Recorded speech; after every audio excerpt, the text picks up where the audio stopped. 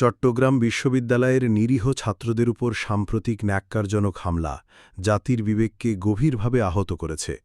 এ হামলার সাথে স্থানীয় বিএনপির সন্ত্রাসী চক্র জড়িত থাকার বিষয়টি ইতোমধ্যে স্পষ্ট হয়ে উঠেছে।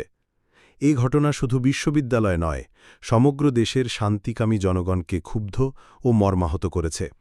বাংলার জনগণ আর কোনোভাবে সন্ত্রাস, নৈরাজ্য ও শিক্ষাঙ্গনে অশান্তি বরদাস্ত করবে না। যারা এই হামলার সাথে প্রত্যক্ষ বা পরোক্ষভাবে জড়িত তাদেরকে দ্রুততম সময়ে চিহ্নিত করে আইনের আওতায় আনতে হবে।